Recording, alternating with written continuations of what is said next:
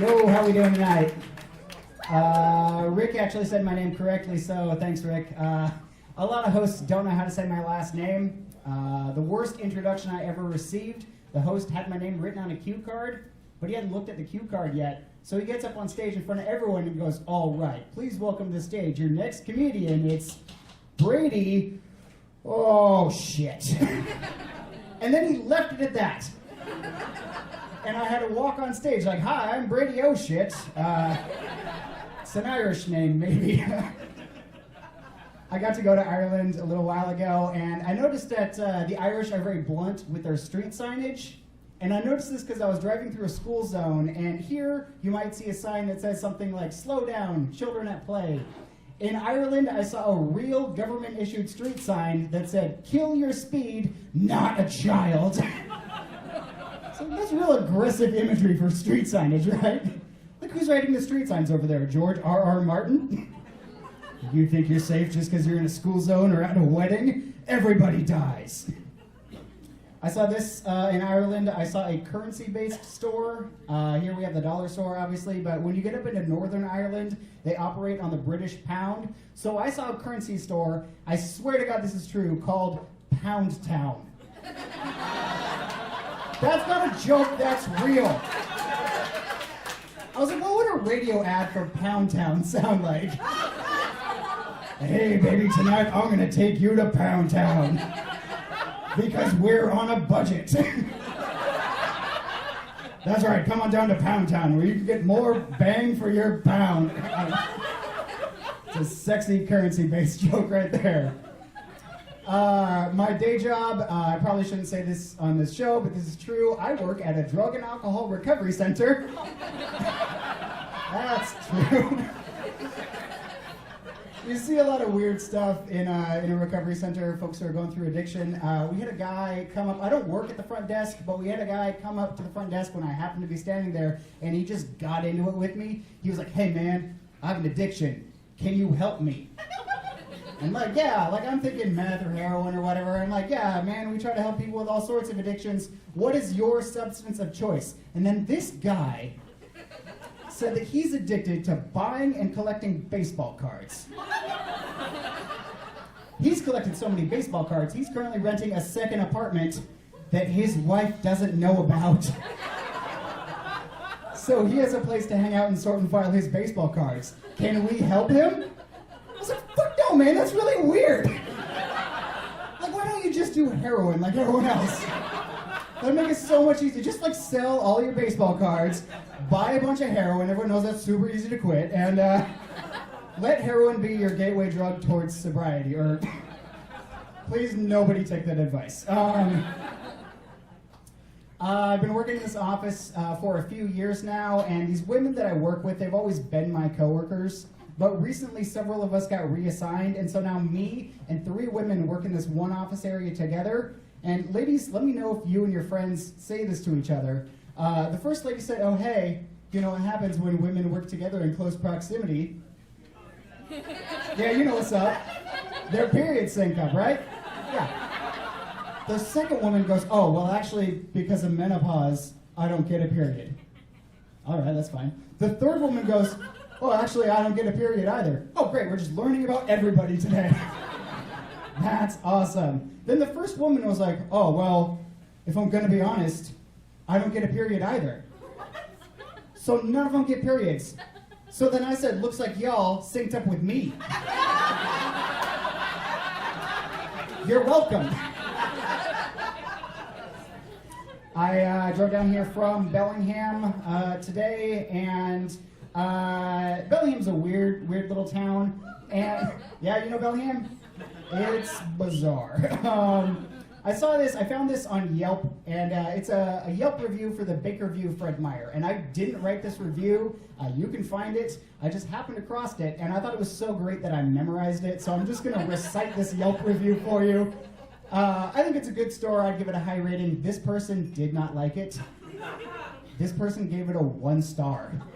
And here we go. So 1 star Yelp review. "I mostly go in there for the water."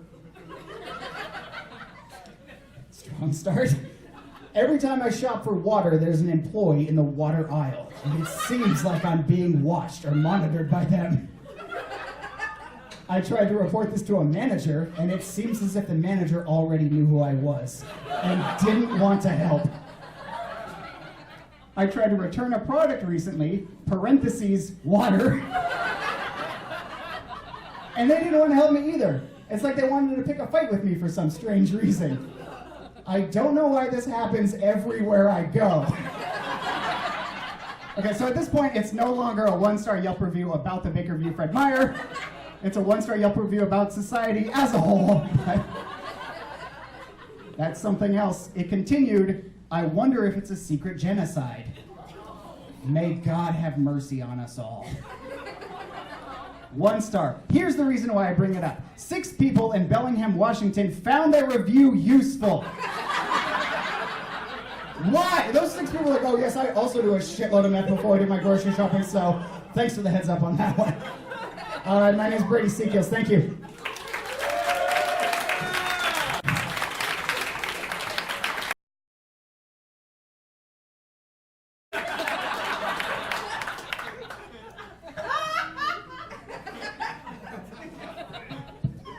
What in the sweet fuck, you guys?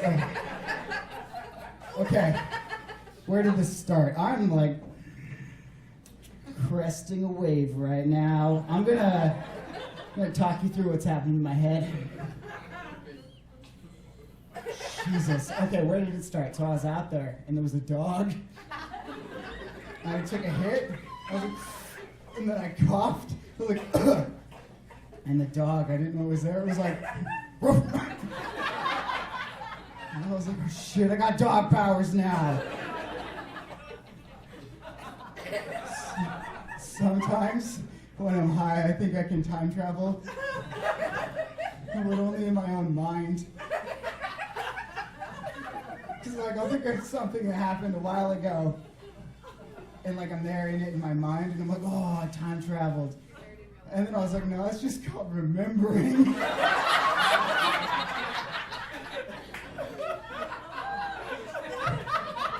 Whoa! Some good shit. I also came up with some dance moves back there.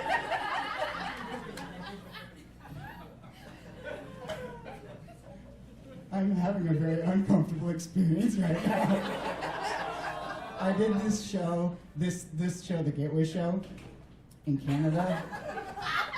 Don't mind my knee. Listen to the story.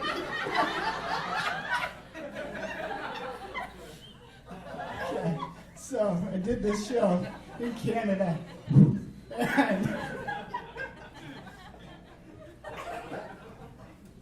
don't know where the story's going. I got there, thanks. I knew that part. What next? Okay. Doing this show, the Gateway Show, up in Canada. And I was like this, I was freaking out on stage, and I realized that I drove myself there, so I had to drive myself back across the international border. And people at that show got so worried about me that the next day they were messaging the Facebook event page, and they're like, dude, did that guy make it back to America okay? And the answer is yes, because I'm a professional. Whoa, how long have I been up here? Okay, what else is going on? I had some things written down because I was trying to grab thoughts out of the air and pin them down as they happen. Let's see, I got, 3 minutes. Fuck. It felt like a while. Notes. All right. I don't know if you can tell this, but I don't smoke weed all that often. But I don't smoke weed because I already do hella snacking on my own, and I don't believe in performance-enhancing drugs. Singer!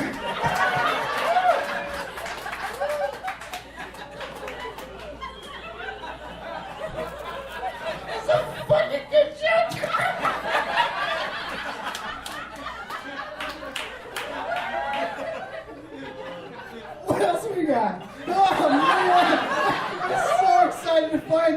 Let's solve some mysteries. This mystery is called, what the fuck is the next jump? All right, so I work in recovery, right? Did I talk about that? I talked about that, yeah. And sometimes, so this one time I had to drive one of my clients to the hospital to get some blood drawn, and I drove him there, and then the nurse, like, she could draw the blood, she stuck him with a needle, and she missed, so she pulled it out and stuck him again, and missed, and then she's like, maybe we'll try the other arm. So she tried the other arm and missed, and at this point my client was like, God damn it, let me do it. She's like, sir, I'm a trained medical professional. I went to school for this. And my client was like, yeah, well, I'm an IV drug user. I do this every day. And I'm like, I've never missed. And I was like, boom, roasted. And the doctor was like, sir, this is a doctor's office, not a comedy club. And I'm like, yeah, but later I'm going to talk about at a comedy club. Whoa, dude. Okay, we got a couple more mysteries to solve. So I need a phone assistant. Okay. So sometimes in recovery, I don't think I told this joke in the first half. We'll find out. Sometimes in recovery, things don't go well for people all the time. And there was one of our clients was in hospice, and he was very rapidly nearing the end of his life.